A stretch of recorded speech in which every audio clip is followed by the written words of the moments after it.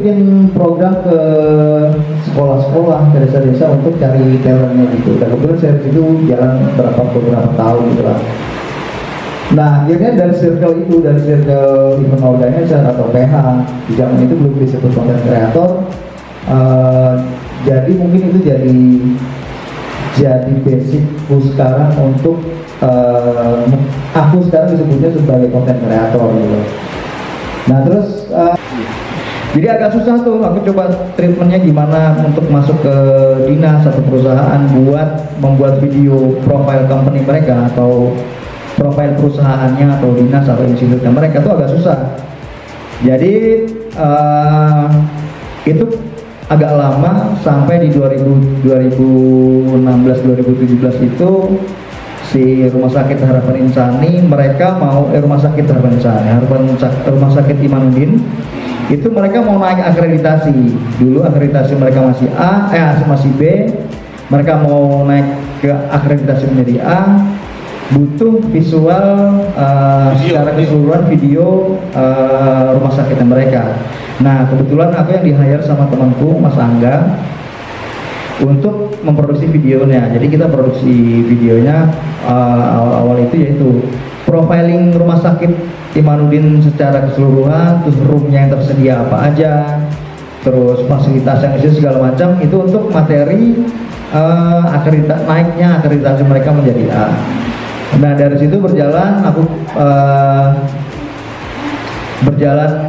membuat video-video gitu sampai aku kan di Jogja dulu pernah nih bikin musik video, bikin video klip. Itu basicnya cerita.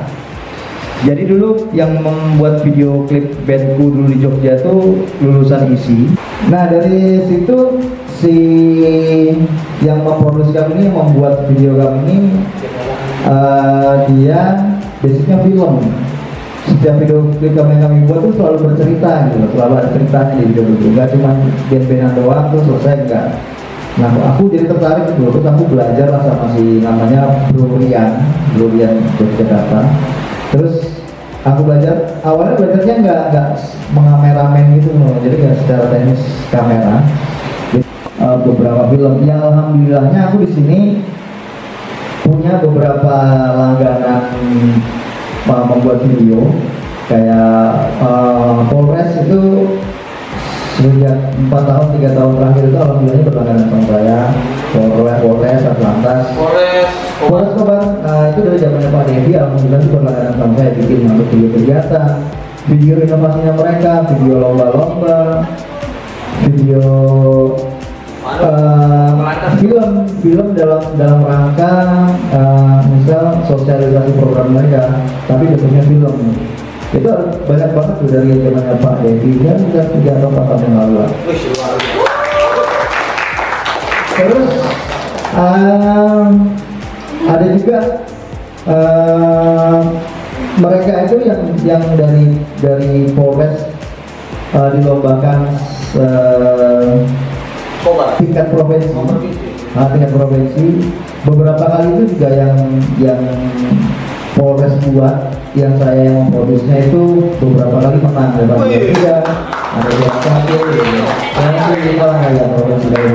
Ada beberapa kompetisi yang saya menangkan, yang ketika sebelum pandemi kemarin, salah satunya mungkin video pariwisata Kota Waringin Barat, itu yang diselenggarakan sama Dinas Pariwisata. Sebelum pandemi kemarin aku kebetulan dapat juara 1, alhamdulillah. Terima kasih. Nah itu juga sampai sekarang mereka juga kalau misal mereka bikin event video biasanya sharingnya sama saya sekarang untuk juknisnya, untuk teknisnya segala macam, bahkan yang tahun ini 2024 saya dipercaya untuk menjadi juri di lomba video Festival Kreasi Kota Batak, aku lupa di dunia pokoknya, yang diselenggarakan Dinas Pariwisata Kota Waringin Barat.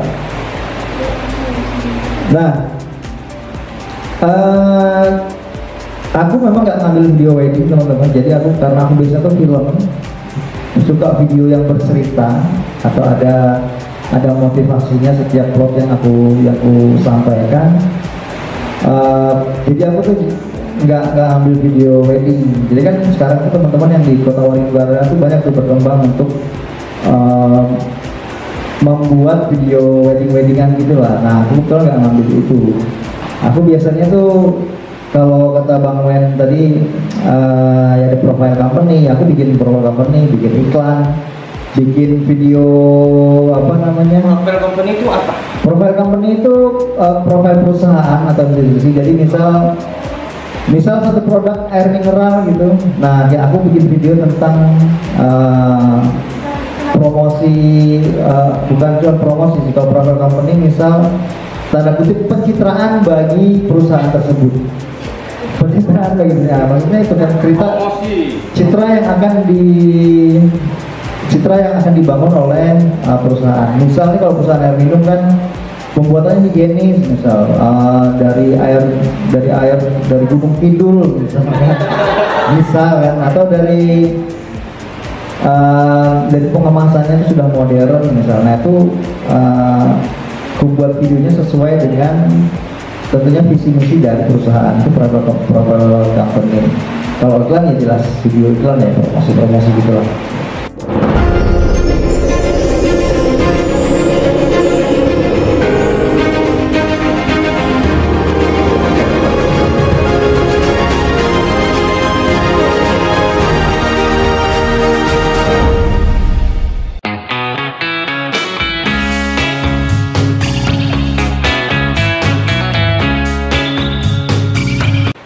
Terus atau yang paling sering yang gue kerjakan itu selain video inovasi, paling banyak itu video inovasi atau sosialisasi yang berbasis film gitu.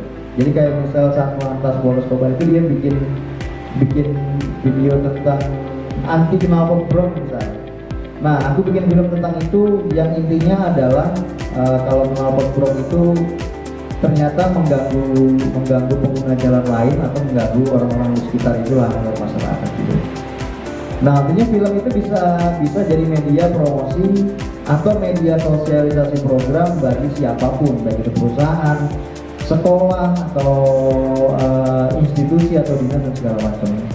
Salah satu distributor atau toko perkameraan itu nasional, dia bikin festival film dengan durasi 1 menit, tapi ininya menarik nih, temanya harus horor, crime, pembunuhan, gitu-gitu tuh, action dan segala macam. Makanya akhirnya itu aku coba ikut karena aku suka banget dengan tantangan-tantangan kayak gitu kan.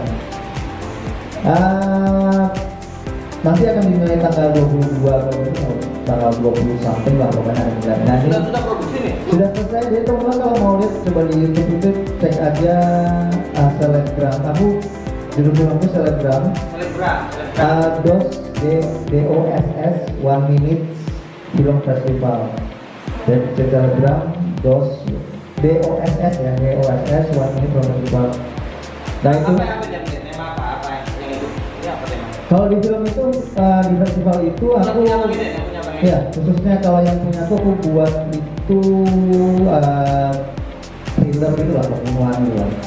Pokoknya bercerita tentang, jadi bercerita tentang bapak-bapak ini seorang penjual ayam yang notabene dia dari ekonomi menengah ke bawah ya.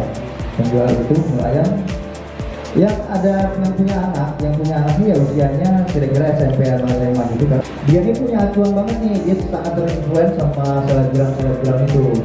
Bahkan dia ini sering minta barang-barang yang dimiliki oleh si selebgram. Nah konteksnya itu aku menggambarkan dia dengan dia ini minta iPhone ke bapaknya, dan bapaknya nggak punya uang buat juga. Akhirnya bapaknya membunuh selebgram itu. Jadi selebgram menjadi acuan itu dibunuh oleh bapaknya. Nanti kalian lihat deh di situ. Tapi mungkin kalau teman-teman yang nggak suka dengan film-film pembunuhan atau yang ada darahnya, ada itu mungkin nggak menyenangkan. Tapi kalau yang penasaran, boleh tuh dilihat tuh Selebgram DOS 1 Minute Film Festival. Coba sambil dilihat-lihat. Nah, jadi dari film itu sebenarnya aku pengen di awal tahun kemarin kita coba produksi film nih. Jadi produksi film, aku buat film sama tentang pembunuhan juga, tentang crime juga. tentang ada horornya juga, Membangkit dulu kan, jadi aku DJ sebelum Membangkit, jadi ada Bangkit tahu nggak bangkit? Bangkit tahu nggak? Bangkit, bangkit. Bangkit Bangkit hantu. hantu. Bahasa sini ya? Ya, bahasanya itu membangkit itu kalau setelah kita riset itu adalah kalau kalau secara generalnya adalah orang yang membangkit dari kubur. Tapi di kasus tertentu, di kasus yang belum aku buat itu adalah dia membangkit karena si istrinya ini menggunakan guna-guna untuk menaklukkan suaminya. Nah itu obat aja sudah di Pangkalan. Di zaman dulu di Pangkalan atau di Kota Waringin Barat itu punya obat aja salah satunya itu. Jadi kalau perempuan yang mengguna-guna istrinya itu akan mati, akan membangkit. Jadi hantu. Sorry, apa? Mengguna suaminya maksudnya. Perempuan yang mengguna-guna suaminya untuk ditaklukkan atau untuk dimanfaatkan dengan motivasi tertentu itu akan setelah dia mati atau setelah dia meninggal dia akan membangkit atau menjadi hantu. Guna-guna bahasa sini apa guna-guna? Santet.